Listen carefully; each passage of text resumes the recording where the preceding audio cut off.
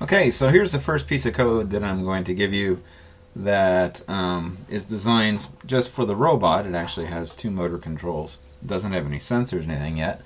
But it's something you can use to do blind navigation with your robot, dead reckoning. You can use it to make your robot dance. You can use it, one of the games I like to play is robot bowling. You set up some old pill bottles or something like that, and you try to make your robot steer around, for example, a corner and try to knock over the pins. Any one of a number of things. Again, this is just going to be something that controls the motion of the robot without any sensors. So if you've got a robot from one of my after-school programs, it's already set up.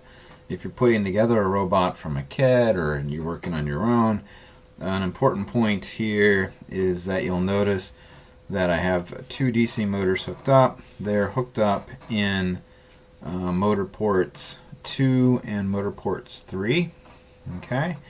In this particular case, the red wire is furthest forward, but that just works out for these particular robots so that when I send the forward command to the left motor and the right motor, the robot does in fact turn in a forward motion. If your robot goes one wheel the wrong way, simply flip the wires. So you can move the red one to the back and the black one to the front, and that'll change the direction.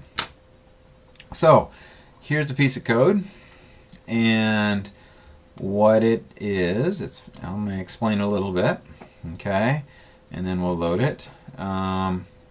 Actually, we'll load it first, play with it for a second, and then I'll explain it. So it's all set up. I have to explain a little bit. These are the functions that cause the motors to move. For example, F for forward.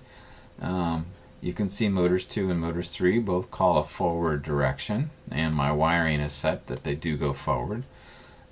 B is for backup, okay, in which case 2 and 3 go in reverse or back up.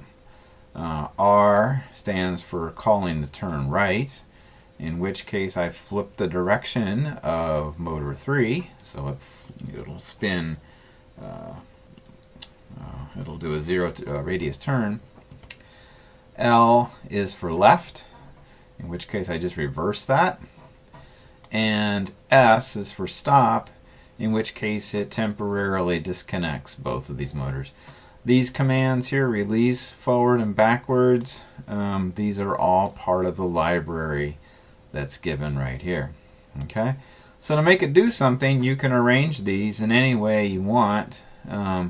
This means it's going to go forward for 1 second, right for 1 second, left for 1 second, that's 1,000 milliseconds.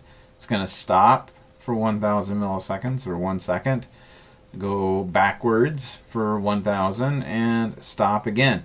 Notice in this case, I actually want it to not go in an infinite loop. It's going to go one time, it's going to hit this loop here, and it will stay here forever.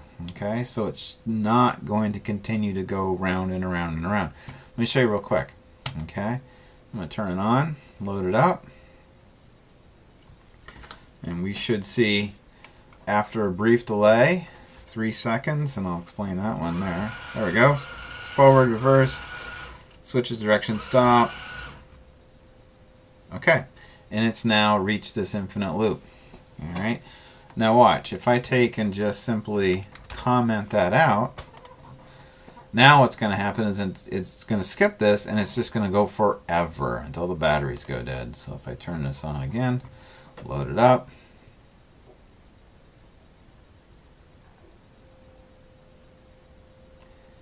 and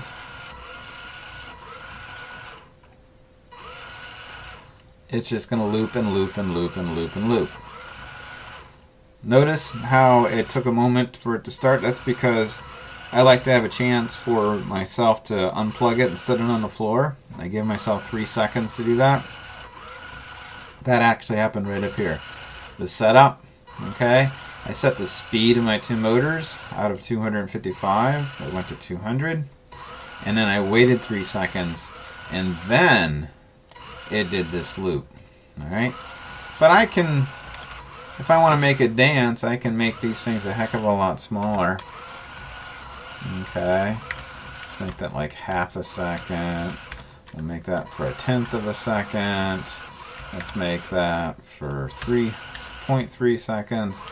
Let's make it go in reverse for 2 full seconds, and we're going to make it stop for 1/100th of a second. Okay? And then I'm going to copy and paste. Alright, and it's going to do that whole thing twice and then stop.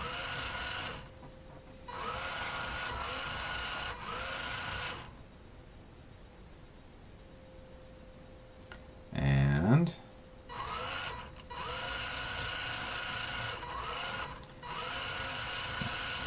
there you go. Okay.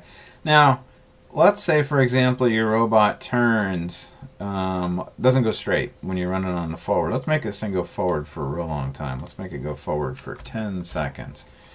Okay, before it does all this other stuff.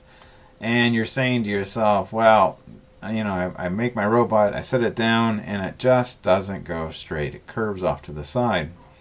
Well, it's easy to speed up or slow down a single motor. That's done here. So let's say it's curving off to one side. I can, well, let's speed one motor up. I'm going to take this one to 250, and I'll take this one down to, like, say, 150, so we get a nice change. And let's load it up, and you'll see that one motor spins way faster than the other. 3 seconds later. Oh heck, I went so slow it didn't even start. There we go. Okay. So by doing this, you can adjust the direction of your robot so you can correct any sort of anomalies that it has. Alright, I'll have this code ready for you to copy and paste, and we'll move on to another one here shortly.